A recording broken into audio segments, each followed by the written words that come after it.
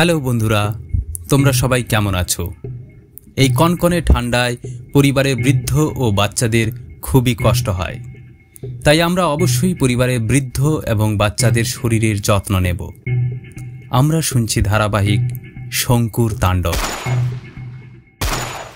ধারাবাহিকটি গোয়েন্দা গোছের গল্প। চলুন আমরা ধারাবাহিকের আজকের এপিসোড শুনে ফেলি। আজকের এপিসোডটির নাম রাখলাম ছানবিন পর্ব।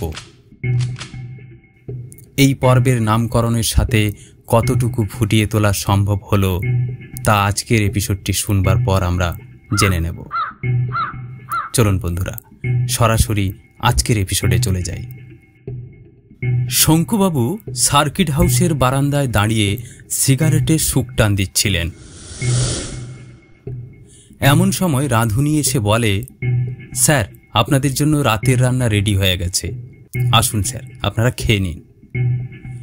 নৈশভোজে রাঁধুনির ডাক পেয়েই শঙ্কুবাবু তার অন্যান্য সহকর্মীদের খাওয়ার জন্য এগিয়ে যেতে বললেন এবং নিজে কিছুক্ষণের মধ্যেই খাবারের জায়গায় পৌঁছাচ্ছেন বলে সিগারেটে আরও একটা শুকটান দিয়ে একতলা থেকে গ্রাউন্ড ফ্লোরের দিকে ধোঁয়া ছাড়ার চেষ্টা করছেন। ঘাড় নিচের দিকে ঝুঁকে কিছু একটা অ্যাক্টিভিটি পরখ করবার চেষ্টা করছেন।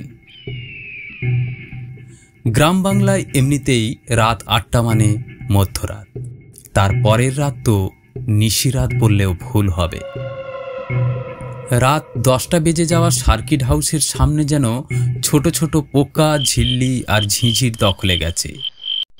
কুকুরগুলোকে দিনের বেলা সার্কিট হাউসের সামনে দেখা যায়, কিন্তু এত রাতে ওদের টিকি পর্যন্ত দেখা যাচ্ছে না। শঙ্কুবাবু সিগারেটে শেষ টান টেনে ব্যালকনির গ্রিলের আগুনটা নিভিয়ে অবশেষ অংশটিকে বারান্দা দিয়ে বাইরে ছুঁড়ে না ফেলে নিয়ে এসে অ্যাশট্রেতে ফেললেন। রুমের দরজার ছিটকিনি বন্ধ করে শঙ্কুবাবু ডিনার স্পেসের দিকে পা বাড়াবেন, এমন সময় বঙ্কিমবাবু ভেতর থেকে আওয়াজ দিলেন, স্যার, দরজাটা লক করবেন না প্লিজ, আমি ওয়াশরুমে ছিলাম, এই বেরোলাম। বঙ্কিমবাবুর আওয়াজ শুনতে পেয়ে শঙ্কুবাবু দরজাটা খুলে আবার ঘরের ভেতরে প্রবেশ করলেন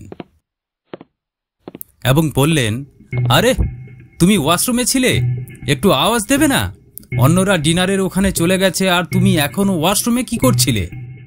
বঙ্কিমবাবু ট্রাউজার পরতে পরতে বললেন, ওই আর কি, প্রকৃতির ডাক পেয়েছিল তাই ওয়াশরুমে গেছিলাম স্যার। চলুন স্যার, আমি রেডি। সবাই মিলে খাওয়া দাওয়া সেরে এক কামরায় হাজির হয়। পুলিশের থেকে হ্যান্ডওভার নেওয়া সমস্ত নথি ও ইলেকট্রনিক্স গ্যাজেট বার করলেন। এবার সবার মধ্যে ডিস্ট্রিবিউট করলেন কার কি কি কাজ করতে হবে। তোপসে ইলেকট্রনিক্স ডিভাইস নিয়ে ছানবিন শুরু করে। স্পট থেকে তুলে আনা কিছু ছবি নিয়ে গবেষণায় ব্যস্ত তোপসে। রঞ্জন কিছু কাগজে ডকুমেন্ট নিয়ে ব্যস্ত। পুলিশি অভিযানে যে যে বয়ান রেকর্ড হয়েছে সেই বয়ান খুঁটিয়ে খুঁটিয়ে দেখছে। শঙ্কুবাবু তার টিমে সমস্ত সদস্যদের যাকে যে যে দায়িত্ব দিয়েছেন সবাই রাতের খাওয়া দাওয়ার পর সেই দায়িত্ব পালনে ব্যস্ত। অন্য একটা কেসের কিছু এভিডেন্স নিয়ে ব্যস্ত রয়েছেন শঙ্কুবাবু।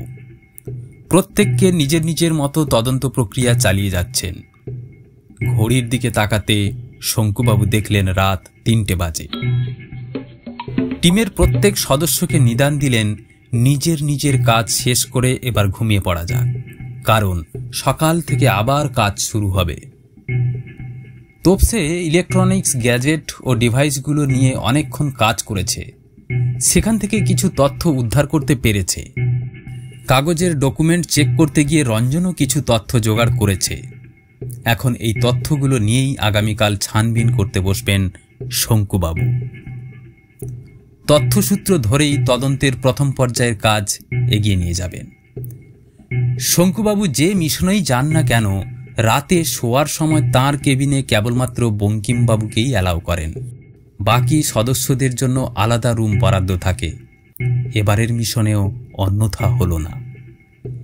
একে অপরকে গুড নাইট বলে সবাই যে যার মতো করে ঘুমানোর জন্য নিজের নিজের রুমে চলে যায়। শঙ্কুবাবু ও বঙ্কিমবাবু দুজনেই থেকে গেলেন ওই রুমে, যেখানে প্রত্যেককে তিনি কাজের ভাগ করে দিয়েছিলেন। সকলে ঘুমোতে যাবে এমন সময় বাইরে হুক্কা হুয়া করে বন্য শৃগালগুলো ডেকে উঠল। শঙ্কুবাবু বঙ্কিমবাবুকে জিজ্ঞেস করছেন, তা বঙ্কিম, তুমি বলতে পারবে? তুমি তো গ্রামের মানুষ, এই যে শিয়ালগুলো ডেকে উঠল এটা কোন প্রহর? নিজের সেলফোনের সময়টা দেখেই বঙ্কিমবাবু বললেন, এটা ৬ষ্ঠ প্রহর স্যার, আর একটা প্রহর বাকি আছে ভোর হতে। শঙ্কুবাবু বলছেন, তার মানে তুমি বলতে চাইছো আর ২ ঘন্টা পর ভোরের আলো ফুটে উঠবে? বঙ্কিমবাবু বললেন, একদম ঠিক বলেছেন স্যার। এই যে গ্রামের শেয়ালগুলো একযোগে ডেকে ওঠে, এদের ডেকে ওঠার সাথে সময়ের একটা সুন্দর সংযোগ রয়েছে। এরা অসময়ে কখনো একসাথে ডেকে ওঠে না। এরা যখনই ডাকে তখনই সময় জ্ঞান অনুসারে একসাথে ডেকে ওঠে। যত দূর একে অপরের আওয়াজ এরা শুনতে পায়, সবাই ডেকে ওঠে। আপনি নিশ্চয়ই খেয়াল করেছেন স্যার, সার্কিট হাউসের আশেপাশে যে শেয়ালগুলো ডেকে উঠল, এদের আওয়াজ শুনে বহু দূরে থাকা অন্য শেয়ালগুলো একসাথে ডেকে উঠেছে এবং দূরের শেয়ালগুলোর ডাকটা আমাদের কানের কাছে খুব কম পৌঁছেছিল। শঙ্কুবাবু বললেন, তুমি একদম ঠিক বলেছ। সকালবেলা ঘুম থেকে উঠে নাস্তা পর্ব শেষ করে আবার সবাই যে যার কাজে ব্যস্ত। এমন সময় বঙ্কিমবাবু কিছু তথ্য নিয়ে শঙ্কুবাবুর টেবিলে হাজির হয়, আর তোপসেও কিছু ডকুমেন্ট নিয়ে শঙ্কুবাবুর কাছে হাজির হয়। তোপসে এমনভাবে এভিডেন্সগুলোকে দেখছে, মনে হয় যেন তদন্তের খুব কাছাকাছি পৌঁছে গেছে। তোপসেকে বসতে বললেন শঙ্কুবাবু এবং জানতে চাইলে, কাল রাতে তথ্য তালাশ করে কি কিছু ক্লু পেলে?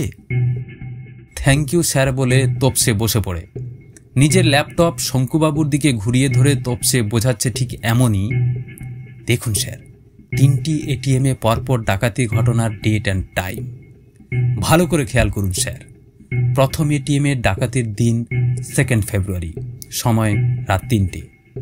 দ্বিতীয় এটিএমে ডাকাতির দিন 2 মার্চ, সময় রাত 3টে। তৃতীয় এটিএমে ডাকাতির ডেট 2 এপ্রিল, সময় সেই ঠিক রাত 3টে। স্থানীয় যে 3জন ধনী ব্যক্তির বাড়িতে ডাকাতির ঘটনা ঘটেছে সেটাও ঠিক রাত 3টেতেই। কিন্তু এগুলোর ডেটটা ভালো করে খেয়াল করুন, 15-15-15, অর্থাৎ মাস ও তারিখগুলো দেখুন স্যার। এই মাসগুলোর 15 তারিখেই চুরি ডাকাতির ঘটনাগুলো ঘটেছে। বাড়িতে চুরি বা ডাকাতি করার দিনগুলো ভিন্ন হলেও এটিএমে ডাকাতির দিনগুলো প্রায় একই। আবার উভয় ক্ষেত্রে সময় কিন্তু স্যার একই। দেখুন বঙ্কিমদা, আপনি তো ডকুমেন্টগুলো চেক করছিলেন। আপনার কাছে যে ডকুমেন্টগুলো রয়েছে সেখানে যে বয়ানগুলো আপনি পেয়েছেন, অর্থাৎ আশেপাশের লোকজনের বয়ানে তারা কি বলেছে, তাদের সময়ের সাথে কি আমার এই তথ্যের সময়ের কোনো মিল আছে? বঙ্কিমবাবু চশমাটা ভালো করে নাকের ডগায় ঠেকিয়ে নিয়ে পরপর পাতাগুলো উল্টে উল্টে চেক করে বললেন, ওহ মাই গড, এখানকার বয়ানের সাথে আপনার ছবির ফুটেজের সময় এবং ডেটগুলো প্রায় মিলে যাচ্ছে। লম্বা চুরুট মুখে নিয়ে শঙ্কুবাবু বললেন, ভেরি গুড জব। তোমরা এই কয়েক ঘন্টার মধ্যে যেভাবে তথ্য তালাশ করতে পেরেছ, এটা তদন্তকে খুব শীঘ্রই গুটিয়ে আনতে সাহায্য করবে। স্ক্রুটিনিটা আমার টেবিলে রাখো। ও হ্যাঁ, আরেকটা কথা বলার ছিল। বঙ্কিম, মিথিলেশ আর রঞ্জন, তোমরা 3জন একবার আমার চেম্বারে এসো। বঙ্কিম, তুমি মিথিলেশ ও রঞ্জনকে একটু ডেকে নিয়ে আসো, কিছু জরুরি কথা বলবার আছে। বন্ধুরা, গোয়েন্দা গল্প শঙ্কুর তাণ্ডবের আজকের এপিসোডটি এই পর্যন্ত। আজকের এপিসোডটি আপনাদের কেমন লাগলো অবশ্যই নিজ নিজ মতামত দিতে ভুলবেন না। তোপসে ও বঙ্কিমবাবু তদন্তের প্রথম পর্যায়ে যে কটা ক্লু খুঁজে পেয়েছেন, এই ক্লুর হদিশ ধরেই কি ডাকাতির কিনারা করা সম্ভব? জানতে হলে অবশ্যই আমরা ধারাবাহিকের অন্য পর্বে চোখ রাখব।